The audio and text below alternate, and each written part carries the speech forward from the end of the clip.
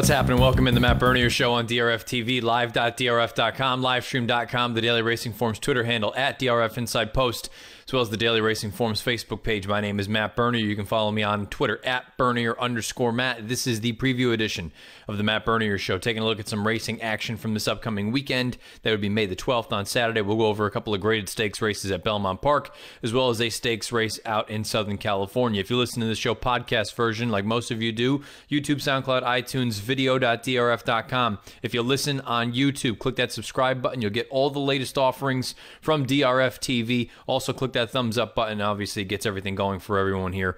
Helps us push things out and get out to a better reach, better audience. So, appreciate all of that. The other thing, too, I welcome comments, and I want to just kind of, we'll start off and clear some things up there. I know some people took my little rant in the recap edition earlier this week. You can find that obviously on YouTube and video.drf.com or iTunes, anywhere else that you find them. It's not directed at everyone. That was specifically directed at some of the trolls, and some of the trolls have tried to stand up for themselves, and that's fine. Everyone is entitled to an opinion, obviously, and no one opinion is better or worse than another. Let's be honest. It is what it is. Sometimes we're all right, sometimes we're all wrong. It's just, I don't like it when there is a case made and it's not backed up with a rational reason. So it's not so much that, you know, if you like a horse or you don't like a horse. A lot of people saying, I don't like Justify. That's nonsense. I don't not like this horse. How can you not like a horse that's as gifted and talented as Justify? We'll talk about him in a little bit here. It's just more a matter of, because I didn't pick him, that means I don't like him. Because I wouldn't have bet him, that means I don't like him. That's not the case whatsoever. The horse I like ran last. He did. It is what it is. Mendelssohn, for one reason or another, didn't happen. He got slammed out of the gate. He didn't like the wet track, or he's not good enough. I don't know. It's just more a matter of I don't like it when people twist things to fit their agenda and X, Y, and Z, and that's kind of the way that it felt with all that. I welcome the comments. Whether you think I'm an idiot or you think I'm brilliant, that's fine. I'm totally cool with that either way. It's just more a matter of, if you think I'm an idiot, just tell me, give me a concrete reason why, not because, just because. That's all. And if you like me, fine, great. And if you have an opinion on a horse that you like or you dislike, put the opinion out there, but give me some reasons to back it up. That's all I ever ask for anyone, whether we're doing seminars or I'm just talking with friends or whatever else it may be. Whether you like the horse, you don't like a horse, you like my horse, you don't like my horse, just give me reasons. It's not so much that I'm fine. Agree, disagree. I wish you nothing but the best of luck. We just want some reasons. That's all. Just want a few reasons why, not just a blanket statement, I told you. Need a little bit more than that. Anyway, a little bit of a tangent, but it kind of leads us into Justify. We have to talk about Justify because there's been a lot in a short amount of time that has come out over these past handful of days, exiting Derby 144, the race that he was so brilliant winning, considering he was up there pushing fast fractions, the pace melted down, and he still won by open lengths. Really an effort that kind of hard to argue the merits of. One of the better derbies I can remember in the past number of years as far as it. And the final time, a lot of people I saw were harping on that as well. You gotta take some other pieces of information into that, considering the wet track, considering how fast they went early, and then just the overall shape of that race. Everything went against Justify. And he was still able to overcome all of that and win as impressively and emphatically as he did. Now we go on to Baltimore, but quickly exiting the Derby, people started talking about possibly having a little bit of a foot bruise, whatever else it may be. It sounds like he was out on the main track at Churchill Downs. This is being recorded on Thursday. He was out on Thursday morning. He looks like no worse for the wear. Tom Amos, I believe, tweeted something along the lines of, he looks just as good as he did leading into the Derby, which to me spells bad news for everyone else here in, about 10 days at this point, or 9 days in the Preakness in Baltimore, Maryland, because a couple things. You can start taking things into consideration when the wagering folks, particularly the odds makers, are the ones that are taking things into consideration and going, you know what? Something's probably going to happen here. For what it's worth, the William Hill Sportsbook out in Las Vegas, they have already dropped the odds of Justify to win the Triple Crown to even money. And that was just, I believe, the day after the Derby was completed. Even money. Think about that. That's still not the most likely scenario. Him not winning is offering, I believe it was minus 120 or minus 130, but even money to win the Triple Crown. There are still 2 races he needs to get through, but at the same time, when we talk about the 2 races, speaking of the Preakness, this isn't meant to be a knock against any of these horses, obviously. But when you look and see the possible horses, and these are just strictly possible, not even including, you know, air quotes probable or whatever else you want to call it, but these are horses that may or may not run. And some of them are more likely than others. You can find all that on live.drf.com and DRF Live, or DRF.com, excuse me. Good Magic. We know Good Magic, very talented horse. Took his shot last time out in the Derby. Ran the second best race very clearly because he was relatively close to that pace, stuck around. He may run. Bravazzo for Lucas. He's no match for Justify. It doesn't seem like it anyway. Lone Sailor, mentioned it in the recap, got a little bit stacked up when he finally was able to squeak through, came with a run. He may or may not go. You know, fine horse, but I don't know that all of a sudden he's one that Justify is going to be sitting there shaking in his boots. Boltoro, they're going back and forth. Maybe the Penn Mile on turf later on. Maybe the Woody Stevens. Maybe the Preakness. Wait and see. Even if he's ready to go, I suppose he's an interesting sort of alternative to Justify if you're really, really, really hell-bent on trying to find one. Diamond King, the local winner of the Federico Tessio. They're skipping the Peter Pan on Saturday, and they're going to run in that race. You know, nice horse. Hasn't really done anything wrong in his career with the exception of the debacle down there in the Kentucky Jockey Club last year as a 2-year-old. But outside of that, he's nice, but he's not Justify nice. Give me a minute. It sounds like they may be looking at the Woody Stevens, which would be probably a very positive move for this horse. And Dallas Stewart, we know he's had tremendous success with those sort of moves in the past. Pony up for Pletcher, maybe, maybe not. He's an okay horse. Quip for Rudy Brissett. You know, Rudy Brissett, nice trainer, nice horse. Don't think he's up to Justify's level. Sporting Chance. I'd like to see them wait for a race like the Woody Stevens, but I can get it. And Tenfold. Very lightly raced. There's a lot of upside, but, I mean, on paper, he's 1-9 Justifying the Preakness.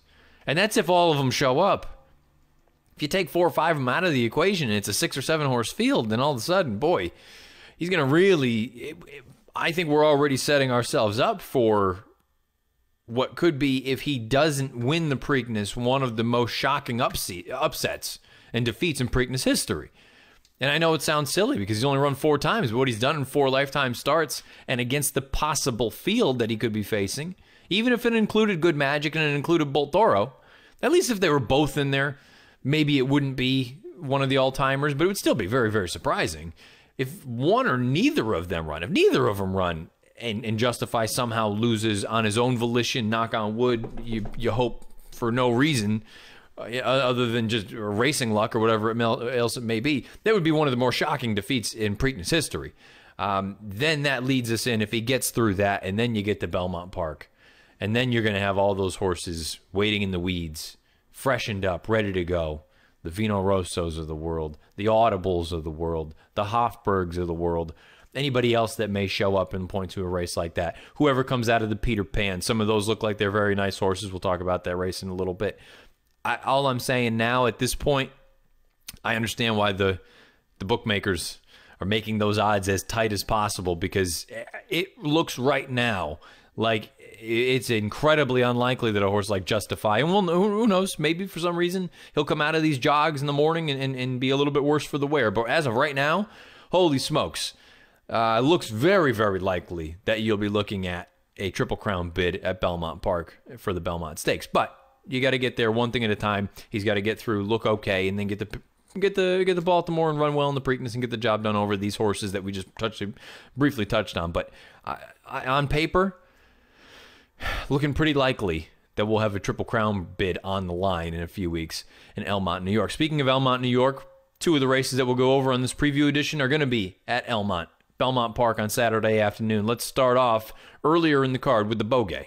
Peter Pan Saturday out at Belmont Park coming up this weekend. Before we get to the Peter Pan, let's talk about one of the other graded stakes on the card. That's race number 9. It's the Grade 3 Beaugay, mile and 16th on the inner turf course. Let's take a look at the field. Again, if you're new to this program, far right side of the screen and you're watching it, my odds, value line, not a morning line. The morning line could vary significantly from what I consider would be fair value on the win end for each one of these runners. For what it's worth, looks like there's a little bit of rain in the forecast for Elmont this weekend, something to factor into consideration. Perhaps the turf course is a little bit on the softer side than firm. We'll find out.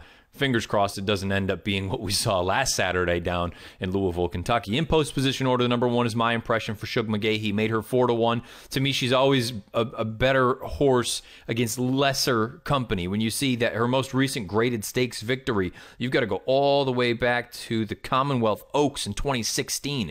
Whenever she's been in graded stakes company, she hasn't quite been able to get over the hump. She's been close. Her last win was in the One Dreamer restricted stakes race, down at Kentucky Downs last September. So I think she's okay. Didn't love that comeback effort from her. She ran against Uni. Uni's a nice one for Chad. I think this is going to be a forward move, second start off the bench, but I don't know that she's good enough to win here. Made her 4-1, better used underneath. The number 2 is Inflexibility, going out for Chad, 1 of 2 in here for Chad. Her most recent run in that optional claimer, very strong, a little bit keen early on, but she's had a beautiful trip, took over, finished very, very strong, 91 by her highest last out in the field. Figures to take up a stalking position in this race, and we'll talk a little bit more about that in a little bit, but stalking position could be key in a spot like this. Made her 3-1. Tricky Escape is the number 3 horse going out for the New Connections. I have to be honest with you, on her best, I suppose that she could get a little bit of a piece in here, but I don't think she's good enough to get the job done. 16-1. The number 4 is Lido for Kieran McLaughlin. I always had high hopes for her, but I have to be honest, I've started to lose that sort of hope anyway, because it just seems like she's plateaued. I don't think she's taking a step forward here. She's living in that mid to high 80 range. That's simply not fast enough to get the job done in a race like this. Made her 10-1. The number 5 is Broken Bridle, going out for Gary Capuano. Trevor McCarthy has the mount. Second start off the bench, came back in the Dahlia. We'll see if you get a forward move. Even if you do, don't think she's fast enough. 49-1. The 6 is the wild card and the X Factor in this race. That's the number 6. Raving Beauty, first time coming in for Chad here. Look, grade 1 place over in Italy, has run in Germany for the majority of her career, tried France one time. That was in a little bit of a listed race. We've always talked about it. The European form for the turf runners. Europe, in general, has better turf horses than we do here in the United States, but you can start to sift through that and see different variations and different levels of things. Obviously, the UK is strong. Obviously, France is strong. But then when you get to Germany and Italy, that's when kind of things taper off a little bit. I'm not going to doubt Chad. That's foolish to do at this point. I did it with good magic. Look how that worked out. This horse comes in here first time. Chad usually does well with the foreign shippers coming in. Lasix first time. You get Iraj. She's been off for a long time. Haven't seen her since October of last year. So she's going to have to be ready to go first off the bench. But I have to be honest, it wouldn't be a surprise whatsoever if she came out firing. I made her 7-2. And the number 7 horse on the far outside is Team of Teams, going out for Jimmy Jerkins. Johnny Velasquez has the mount. Made this horse 5-1, mainly because I think there's a major tactical advantage in this race for the number 7 Team of Teams. That's going to lead us into my pick. My pick is the number 7 Team of Teams, and we're going to go back and take a look at her run 2 starts back in the Sand Springs down at Gulfstream Park, because if she can get away with something like this, I think she has a giant chance. Here's the stretch run. From the back is Storm the Hill, and Highland Reward in the wrap at top of the stretch. 3/4, 113-3. Team of Teams still finding up front. Team of Teams is kicked away. Team of Teams with a 5-length lead now. Celestine wondered what happened down the outside. Highland Reward, Grizzle shaking free. Team of Teams all the way. The key to think about with the Sand Springs, Timeform US had all of the fractions color-coded blue for slow, and she was out there loving life on the front end. Her most recent run in the Honey Fox, they went unbelievably fast early on, and she was trying to push Lull. Lull ran an out-of-this-world race to win that one, considering they went 22 and 45. This girl, Team of Teams, she faded down the lane. I think if she can get away with something like she did in the Sand Springs, she kicked home that final quarter mile in 22 and 1. I love the way that she extended, and you hear that she's a little bit quirky. If you let her just go and do what she wants to do, she can give you an effort like she did 2 starts back, and I think there's a scenario where that happens, where they look at her and say, she's not that good, we'll be able to go and get her, particularly in flexibility. If they let Team of Teams go, I think in flexibility, they'll be content sitting a length and a half, 2 lengths off of it, saying, we'll just go and engulf her whenever we want. Perhaps she's better than Team of Teams, but I think with a loose lead and a lonely lead, Team of Teams can be very dangerous. So my play in here is going to be $20 to win on the number 7 Team of Teams at odds of 5-1 or greater. I'll also back it up with some saver exactas, again, as you've come to know for any of you that have listened or watched the show in the past. The saver exacta, if I get a decent number that I like on top, I also want to back her up with the more likely win contenders, those being the Chad horses. So I'll play $10 exactas with the 2 in flexibility, and the 6, the import, a Raving Beauty on top, with the number 7 Team of Teams underneath. But for me, the Beaugay, I want to go hopefully in gate to wire fashion. I'll go with the number 7 Team of Teams for Velasquez and Jerkins. Race 10 at Belmont Saturday is the Peter Pan. It's a grade 3 event, a mile and an eighth, one turn on the main track. The local prep for the Belmont Stakes here in a few weeks. Let's take a look at this field. Note the number 5 Diamond King has already scratched. They are going to run in the Preakness. He was the local prep winner of that race, the Federico Tessio. They cross-entered to just kind of take a look and survey the field. They're going to stay home and run in Baltimore next Saturday afternoon. So the 5 is already withdrawn. That leaves us with a field of 7. In post position order, the number 1 Core Beliefs made him 4-1. He most recently ran 3rd in the Santa Anita Derby behind Justify, Boltoro, the 4th place finisher in Still Regard. He came back to finish 4th in the Kentucky Derby, so the form of that race has come back quite strong. Core Beliefs made him 4-1, probably going to be in a forward position throughout. The number 2 Zing Zang, first-time blinkers for Steve Asmussen. This horse has been disappointing to me. He hasn't taken a step forward here in his 3-year-old campaign. Perhaps the blinkers going on will help, made him 12-1. Number 3 is Just Whistle for Michael Matz. This is a horse ridden by Joel Rosario, broke the maiden most recently. 2 starts back, a good second behind Hofberg. We know how highly thought of Hofberg is. Made this horse 4-1. The number 4 is Blended Citizen, 9-2 for Doug O'Neill. On the outside looking in for the Kentucky Derby. That's okay. They come here. Hopefully this is a springboard into a race like the Belmont Stakes. Made him 9-2. The 5 is out. The number 6 is High North for Brad Cox. The blinkers went on last time, and this horse woke up in a big, big way. Very, very impressive effort from High North, winning the Northern Spur most recently at Oaklawn Park. If he can take that sort of forward move here again, be forwardly placed, not be too keen early on, going to have to save some of that energy. One turn, I think this is going to be a springboard to possibly something better down the road for this horse. Made him 7-2. Number 7 has got to go for Ian Wilkes. Blinkers go on for the first time. I have to be honest, this horse just has not really taken a big step forward from his 2-year-old campaign, in my opinion. So far, I've made him 16-1. And the number 8 is Transistor. First time going out for Rudy Rodriguez. Goes into graded stakes company for the first time. On paper, he's a little bit on the slow side. Made him 16-1. That leads us into the pick and the play for the Peter Pan, as far as I'm concerned. I'm going to go with the number 3 in here, Just Whistle. I was very, very taken by his most recent start. His most recent start was the maiden score at Keeneland. That was to be expected, though. He was 7-5 that day, bet down to the favorite. 2 starts back is the race that we're going to take a look at right now. You're going to see Just Whistle. He's kind of hard-ridden on the far turn, but he picks it up, and finally when he changes leads and levels off, he's going to take a run at Hofberg. Now, Hofberg may have idled a little bit when he hit the front, but I love the way that Just Whistle finishes, and again, he followed that race up with a very, very nice effort at Keeneland. It's worth noting that that start against Hofberg, that was his first start since August 9th of his 2-year-old campaign, so he'd been gone for quite some time. It's a horse that looks like distance is going to be his friend, comes back, breaks the maiden impressively most recently. Now he shows up here. I think this horse has some serious ability, and I do wonder if he gets lost a little bit in the shuffle, considering High North is in here, Core Beliefs is in here, Blended Citizen is in here. I think you might get a decent number on Just Whistle. I made him 4-1. I'm going to play $20 to win on the number 3, Just Whistle, at odds of 4-1. Hopefully this is a springboard, not just for a horse like Just Whistle, but the High Norths, the Core Beliefs, the Zing Zangs, basically the entire field. Perhaps this is a springboard to the Belmont Stakes in a few weeks. But for me, with the Peter Pan race number 10 on Saturday, I'm going to go with the number 3, Just Whistle. Third and final race that we'll take a look at on this week's edition of the Matt Bernier Show, the preview edition, is a race out at Santa Anita. It's not the graded stakes race on the day, but it is a listed stake, $75,000. The 56th running of the Angels Flight 3-year-old fillies, 7/8 of a mile on the main track. We're going to take a look at the field right now in post position order. The number 1 is Show It and Mow It. This is a very, very talented horse for Gary Sherlock. He's gotten her good. You know, she started the career in decent form, but she hadn't really picked it up from a speed figure standpoint. In her most recent races, she's brought her game to the next level. A game, well, loser anyway, in the most recent start. Only lost by a neck, but she just fought on the whole way, contested the pace throughout.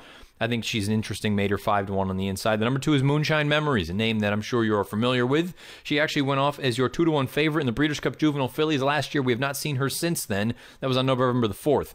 It's worth noting, she was on the inside throughout, so I kind of want to draw a line through that race. More concerning, though, where has she been? Why has it taken her this long to get back to the races? They clearly missed out on all of the possibilities of getting to the Kentucky Oaks. This is where she returns, made her 5-1. The number 3, First Dudette for Brian Corner, looks a little bit overmatched on paper, made her 32-1. Number 4, Emboldened, a horse I'm very interested to see what we get on Saturday for Bob Baffert, because the debut I thought was tremendous. She looked awesome. Pedigree-wise, distance, all that kind of stuff. Looks great.